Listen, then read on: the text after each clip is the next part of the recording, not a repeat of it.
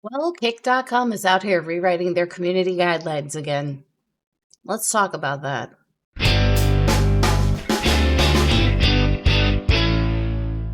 There, twits, twats, and tweeters. I actually got a really great topic for you guys today. I hope everybody's having a fantastic Thursday. Kick.com, a live streaming platform that hosts gaming, IRL, chatting, crafting, and many other content types, has just released a complete rewrite of their community guidelines. The Kick Community Guidelines rewrite, dated February 6th, 2025, includes 216 removals and 170 additions. These are all the changes to the terms of service, right? And big shout out to Zach Bussey on Twitter for posting this.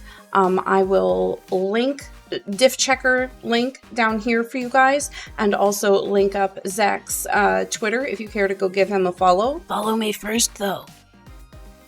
So Zach made the post, and I followed the link, and here is what we have. There's just so much, and I am not going to go through this line by line. So what we're going to do here is we're going to go through the summary and just a few impressions that I have. Let's dig in.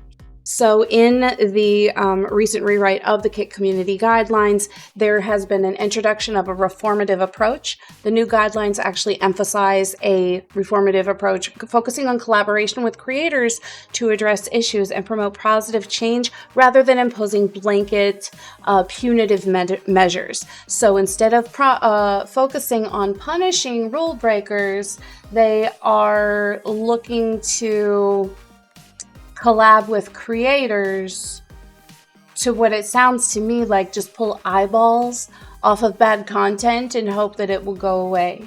I'm not sure for myself that that's the correct approach, and I was actually in the middle of, I am halfway done editing a video about the casual public perception of Kick versus Twitch and others, and how it's being touted by big, honestly big creators on other platforms such as Steve-O and Moist Critical and Jinxie as being good for providing competition, so the platforms like other streaming platforms like Twitch.tv can be better because there's competition in the marketplace now, versus the casual mention by creators like Moist Critical and Asmongold in their content on completely separate topics about the Kick kids, and imagine not having a problem when somebody asks you to not film somewhere, imagine there being no altercation, that kind of thing. Like, the public perception out here of Kick, big creators like Asmongold and Moist Critical and others casually mention the problematic side of Kick.com, like it's just a given, like it's just meant to be that way. So I'm not sure that this goes very far in cleaning up Kick's reputation. The idea of collaborating with creators to make the platform a better place is a really great idea, but it's going to take more than collaborators. In my opinion, it's going to take moderation. The way moderation was going before is one of the reasons that I left the platform, but I do still have a lot of friends, and there are a lot of really good-hearted, talented creators on the platform that just, they deserve all of that benefit, and they deserve so many good things. So I'm still concerned, and I'm still following the issues. So here I am. I'm not here to slam a platform. I'm not here to slam creators on a platform. I'm not here to do any of that. Some news came across my desk, and here's what I think of it. So take that as you will. But with the introduction of the reformative approach, there's actually an encouragement of viewer discretion. So basically, like I said before, if you don't like something, you see something you don't like, go somewhere else. Not off platform, mind you, but to another channel that maybe suits your interests or aligns better with your viewpoints, rather than reporting problematic content. Viewers are encouraged to exercise discretion by navigating away from content that doesn't align with their preferences, promoting personal agency and content consumption. And sure, surf the channels, keep on scrolling, but literally it's not Twitter. Like, how much of a How much content do you need to consume on any given channel before you figure out that it doesn't align with your preferences, before the trolls come in and ruin a good experience with the lack of moderation? It's just, again, like, I see issues. Like, I like the idea of, bro, if you don't like it, go to another channel. I like that idea. I feel like there are a lot of folks out there who forget that they do have agency over the content that they consume. But again, like, moderation's needed, bro. It's needed. There's an emphasis on respecting diverse perspectives. So the guidelines highlight the importance of fostering an atmosphere of enjoyment and mutual respect, urging creators to focus on their unique styles while without imposing preferences on others or weaponizing communities. Like, cool, but for me, with a lack of moderation, there's no way to ensure that. Communities are going to continue to get weaponized. He said, she said, let's go bot this one, ruin their chances of monetization. It's just a free-for-all for drama without moderation, for pettiness and immaturity and everything that feeds into the current negative public perception of Kick.com. And I just, boy, I would love to have been in these meetings where this was all decided on. There is a clarification on moderator responsibilities, a clear outline of moderator responsibilities, in fact, emphasizing the importance of maintaining a positive atmosphere and the availability of the report button to address policy violations. The changes actually kind of aim to create a more respectful and collaborative environment on the platform. But again, for me, I feel like it's problematic. So let's go over some of the removals and the additions in Kick's community guidelines update. So what was removed was the strict enforcement language. The previous guidelines had more definitive language about rule enforcement, including clear consequences for violations. The detailed behavior restrictions have been removed. Specifically, prohibited behaviors and punishments were outlined more explicitly in the previous version than in the new one. The centralized moderation authority has been removed. The role of Kick's moderation team in enforcing rules was more top-down and more rigid in the first write than it is in the rewrite. In the rewrite, the language is somewhat ambiguous, to be honest with you. The stronger community protection measures are missing. They're just missing. There was absolutely more emphasis on safeguarding users from harassment or problematic content throughout proactive intervention in the old version than there is in the rewrite. And again, feel free to go to the link. Again, I'll post it down here and pick through this line by line. It is clearly divided out. Red column is everything that was taken out. Green column is everything that was added in. And with all of that taken out, what's replaced all that? Well, the reformative approach has absolutely replaced a lot of this. Instead of strict punishments, new guidelines emphasize working with creators to correct behavior. So you can go in and dig up the details on all of that. Again, just a heavy focus on viewer discretion, which, cool, if I don't like a channel, I'll go to another channel. Honestly, there's only so many channels that you can go through that are not problematic or seen that way by the community at large before you run out and you have to go to another platform. So I feel like if they're looking to keep folks on platform, again, like, viewer discretion, cool, great, but it has to go hand in hand with moderation, in my opinion. So this is just like a giant L for me, like, all the way around. Added in has been a focus on respect for diverse content styles. So the new language actually encourages creators to focus on your own style rather than criticizing or trying to regulate others. That is not going to happen on your platform, Kick. I'm so sorry. The creator pool is small and everybody's watching everyone else. Everyone's looking for a way to be successful. And when someone has achieved any kind of success, it's under scrutiny by everyone that hasn't achieved it. Telling people to stay in their own lane and keep their head down on their own content is great advice.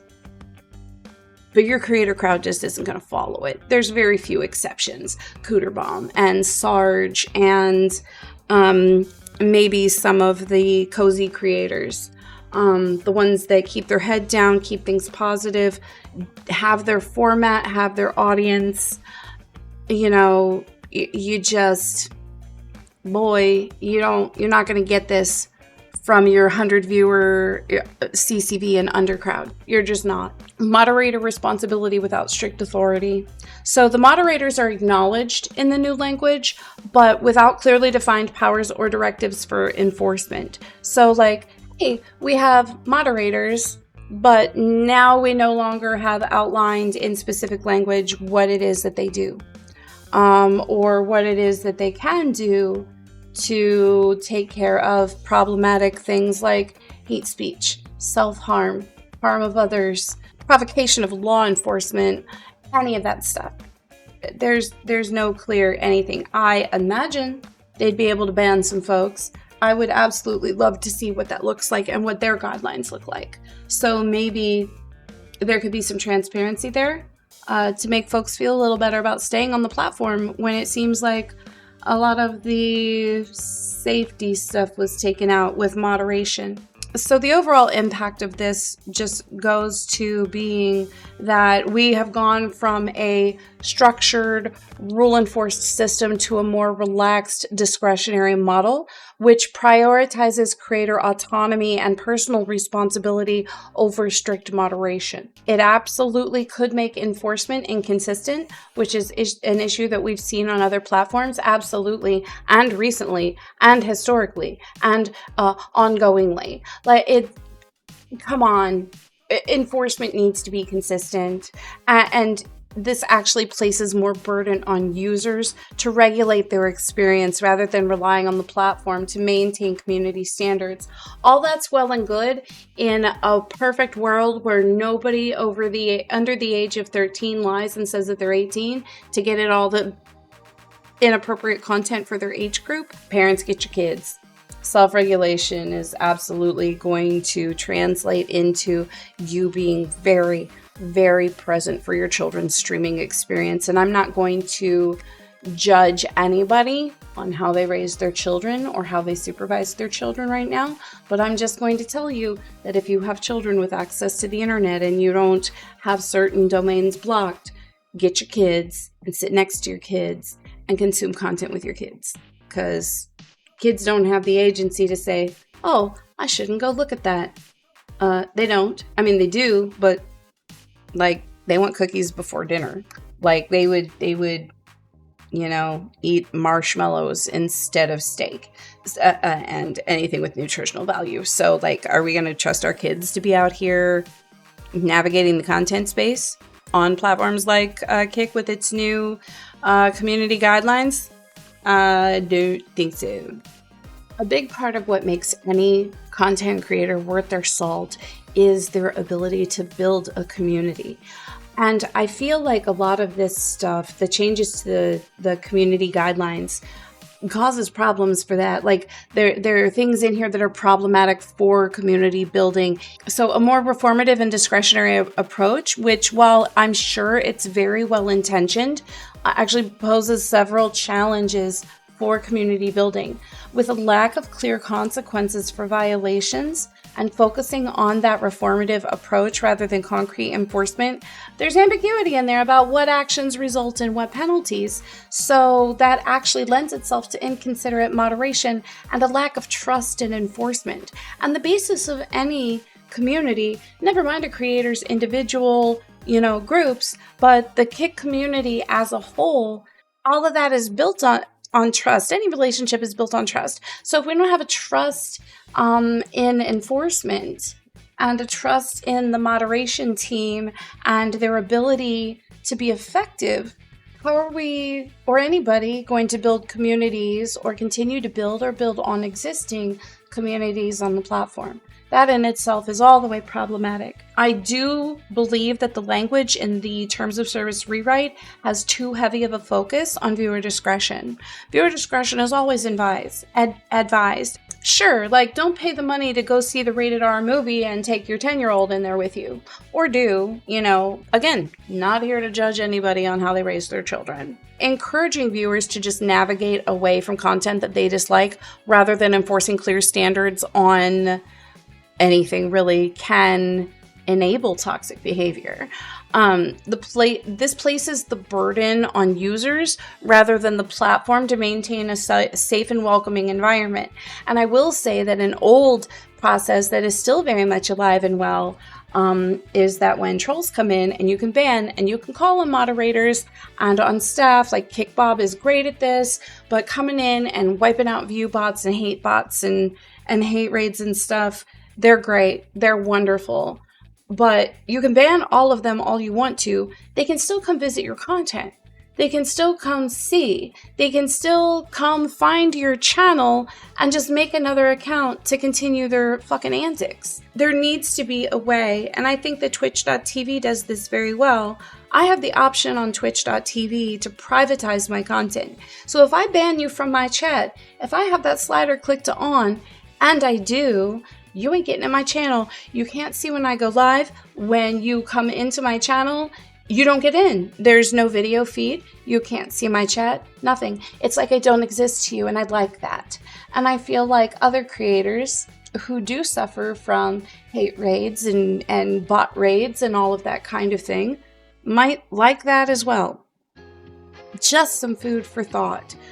Without active moderation, harassment or problematic content may persist. And for me, more on the harassment side really than the problematic content. Sure, that runs rampant too, but let's be so for real. Most of us sitting around here, turning on the camera and going live and trying to entertain people day after day and do something that we love day after day and week after week. We're not out here concerning ourselves with all of the problematic IRL content and, what others are doing. They don't, we have that agency. We don't watch it if we don't like it. But the harassment, though, that is, I had a friend go live, hasn't been live over there in weeks. And first thing that happened was he got a hate raid. A big one with all the bot spam you please. And again, Kickbob coming in clutch, coming in cleaning that up. For what reason did that happen? And under the new community guidelines, for what reason would it stop happening? And this is what drove me away, for that matter. Part of it, I feel like that kind of thing, just being open and susceptible to that, and the only recourse really being, staff like Kickbob coming in the moment, coming in clutch with the report button, cool. For me, I prefer a more structured and respectful space. Absolutely, I do. And again, until a feature is implemented that, whenever I block you, you can't get back in to view my content. I really just don't want to stream there anymore. If I ban you out of my chat, I want you gone out of my channel. And that should honestly be an option for everybody. I feel like there's a big potential for community fragmentation with this rewrite as well. Just the emphasis on individual styles and avoiding weaponization of communities could discourage collective accountability. Strong communities rely on shared norms. They absolutely do. A mutual enforcement of respected engagement. I don't know how communities are going to thrive in this, as never mind the Kick community as a whole, but this creators community, that creators community, these 5 creators combined communities. I don't know how you get out of something like this with the lack of moderation and the focus on user discretion, how that helps you to solidify a community. You have to move your community off platform to get the moderation to keep it together. Even Discord has better rules. And there's a lot of shit that goes down in Discord. If every user is expected to just focus on their own content without engaging in broader platform standards, it could lead to silos of behavior with inconsistent expectations. And I know that it was said in the past, and I feel like it was a year and some odd months ago, that Kick operates under a siloed structure, which means, one building doesn't have any idea what the other building's doing because maybe they don't need to work together like that. But that doesn't work for community. So, just a concern. Moderation uncertainty. Let's be so for real. While moderators are given responsibilities in the language and the rewrite and the additions, the language does not clarify their authority or the extent of their enforcement powers. So we're out here looking at this new terms of service going, not even terms of service, community guidelines going, okay, cool, there's moderators. What do they do? What can I report? What consequences could I face if I want to come out here and break any of these terms? And what consequences are others going to face? Because there do need to be consequences. Like, it can't just be lawless. It can't. If moderators aren't empowered with clear directives, also on the moderation side, they might be hesitant to act. And that leads to unchecked rule breaking or favoritism in enforcement. And there are so many out here already talking about, ooh, so-and-so's big simping and so-and-so's playing favorites. That's been a complaint on the platform forever and ever. If there aren't clear directives, you can't squash the allegations of favoritism. Not like anybody gives a shit on the staff side whether favorites are being played or not, because I know they have their favorites.